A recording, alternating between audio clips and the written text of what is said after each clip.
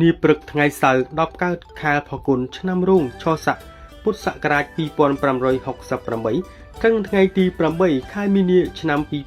2025 អាយឧត្តមនាយឧត្តមសេនីយ៍ខ្វាន់សៀមអគ្គមេបញ្ជាការរងនៃកងយុទ្ធពលខេមរៈភូមិន្ទមេបញ្ជាការបញ្ជាការដ្ឋានវិស្វកម្មអគ្គបញ្ជាការអមដំណើរដោយអាយឧត្តមសេនីយ៍ឯកអាយឧត្តមសេនីយ៍ទូមេបញ្ជាការរងអាយឧត្តមស្នងការរងនាយការិយាល័យនីតិហ៊ានជំនាញជាច្រើនរូបភាពបានអញ្ជើញចុះត្រួតពិនិត្យការស្ថាបនាផ្លូវខ្សែក្រវ៉ាត់ព្រំដែនផ្លូវតភ្ជាប់និងផ្លូវចូលបង្គោលខណ្ឌសីមាព្រំដែនកម្ពុជាឡាវកម្ពុជាវៀតណាមនាទិសឦសាននិមិត្តភូមិដែលកំពុងមមាញឹកក្នុងការស្ថាបនាដោយ8កងឯកភាពនៃបញ្ជាការដ្ឋានវិស្វកម្មអគ្គបញ្ជាការស្ថិតក្នុងភូមិសាស្ត្រស្រុកសៀមប៉ាងខេត្តស្ទឹងត្រែងស្រុកតាវែងស្រុកអណ្ដូងមាសស្រុកអូយ៉ាដាវខេត្តរតនគិរីនិងស្រុកពេជ្រសេដាស្រុកអូរាំងខេត្តមណ្ឌលគិរីអាយឧត្តមនាយឧត្តមសេនីយ៍ខ្វាន់សៀមមានប្រសាសន៍បញ្ជាក់ថាគោរពអនុវត្តតាមបទបញ្ជាដ៏ខ្ពង់ខ្ពស់របស់សម្ដេចមហាបវរធិបតីនាយករដ្ឋមន្ត្រីនៃព្រះរាជាណាចក្រកម្ពុជា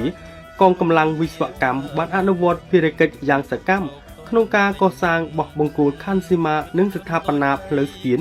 នៅតំបន់ព្រំដែនស្របតាមគោលនយោបាយរបស់សម្ដេចអគ្គមហាសេនាបតីតេជោហ៊ុនសែនបានដាក់ចេញ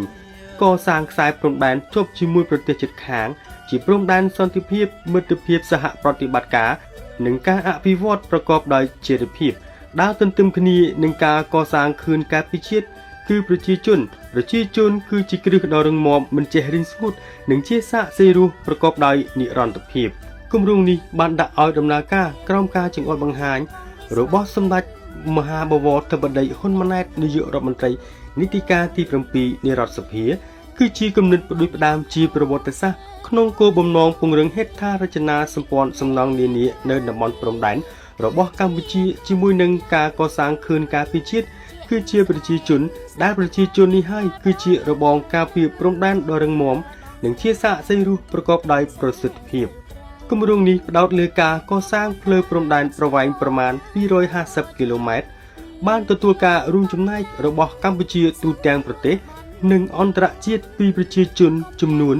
720,000 នាក់គ្រោងនឹងបញ្ចប់ក្នុងរយៈពេល30ខែដោយចាប់ផ្ដើមពីថ្ងៃទី1ខែវិច្ឆិកាឆ្នាំ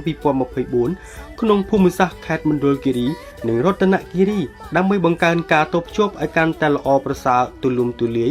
ធានាព្រំដែនជាតិរបស់កម្ពុជាពង្រឹងអធិបតេយ្យភាពតាមរយៈការអភិវឌ្ឍហេដ្ឋារចនាសម្ព័ន្ធគ្រប់វិស័យព្រមទាំងគាំទ្រដល់កំណើនសេដ្ឋកិច្ចនិងសង្គមធ្វើឲ្យពាណិជ្ជកម្មនិងការដឹកជញ្ជូនកាន់តែល្អប្រសើរឡើងសម្រាប់តំបន់ព្រំដែន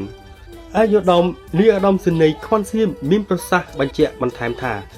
សមិទ្ធផលការងារខណ្ឌសីមាបបង្គោលព្រំដែននិងផ្លូវក្រវ៉ាត់ព្រំដែនគឺពិតជាដៃគូដែលមិនអាចខ្វះបានការពារឲ្យគ្នាទៅវិញទៅមកដែលផ្លូវនេះស្របតាមខ្សែបណ្ដោយព្រំដែនលើពីនេះសមិទ្ធផលបង្គោលនិងផ្លូវក្រវ៉ាត់ព្រំដែនបានរួមចំណែកក្នុងការបើកច្រកទ្វារព្រំដែននានាជាបន្តការពង្រីកវិស័យកសិឧស្សាហកម្មទេសចរបង្កើនផលិតផលប្រកបដោយសក្តានុពលពហុវិស័យជំរុញកំណើនសេដ្ឋកិច្ចសង្គមមានទំនាក់ទំនងល្អការដោះដូរទំនិញកសិផលរវាងប្រទេសជិតខាងគ្នាទៅវិញទៅមកបានល្អប្រសើរជិតស្និទ្ធស្អិតរមួតជាខ្លាំងប្រកបដោយមិត្តភាពនិងសាមគ្គីភាព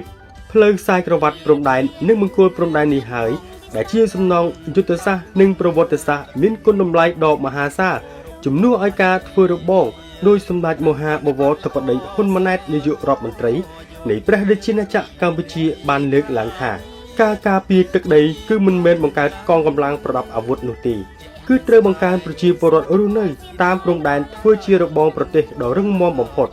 ប្រកបដោយសក្តិភាពនិងនិរន្តរភាព